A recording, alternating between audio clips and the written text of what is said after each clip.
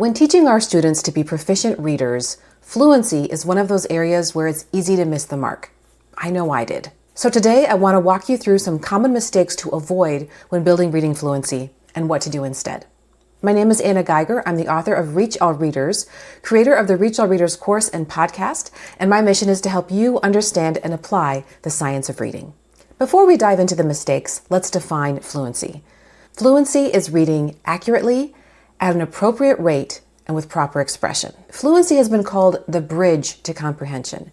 And that's because when our students are taking all their mental energy to sound out words, there's no brain space left to focus on comprehension.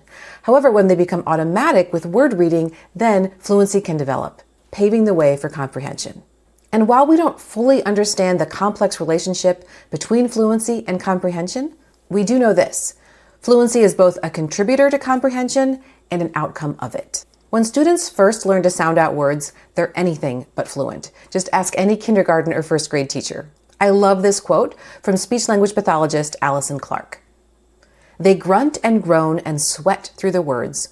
Most of their cognitive horsepower gets used up just extracting words from the page, and they don't understand much of what they read.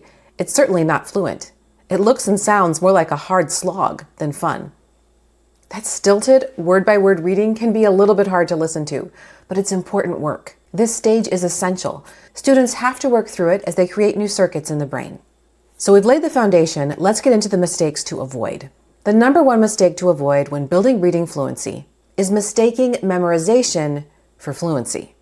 When we give our early readers predictable pattern books to read, it can look and sound like they're fluent. The rhythm is there, the pages turn quickly, and they're getting through the text fast enough that they can tell you about the story. As a teacher, I thought when my students read those predictable pattern books, instead of more challenging decodable text that they'd have to work through slowly, that they were more fluent, and that I was building fluency.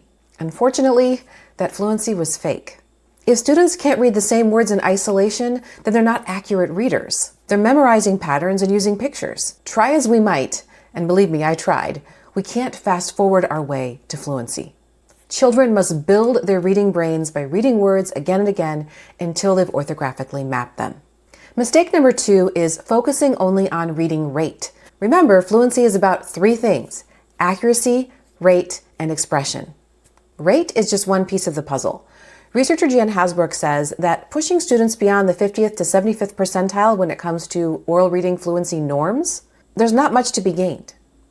In fact, if we push our students to read too fast, comprehension will suffer.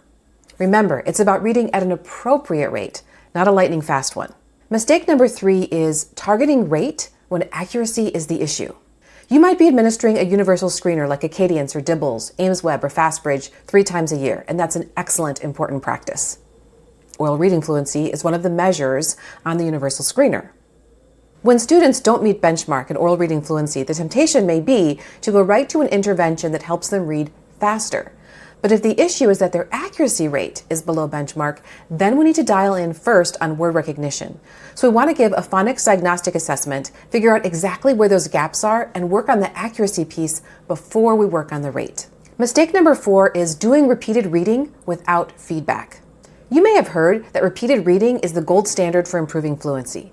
And it's true that there's a strong research base for repeated reading, but only about to the 3rd or 4th rereading of the text, and not without feedback. It's not the solo act of rereading that makes a difference. So putting something in front of our students and having them check every time they read it to themselves is not in itself going to improve reading fluency. In fact, silent reading has not been shown to improve reading fluency either. They need to read orally to get feedback on their errors. Preferably the listener is a trained adult. There are smaller gains when peers provide the feedback, but either way, feedback is a necessary ingredient if we want to see fluency gains with repeated reading.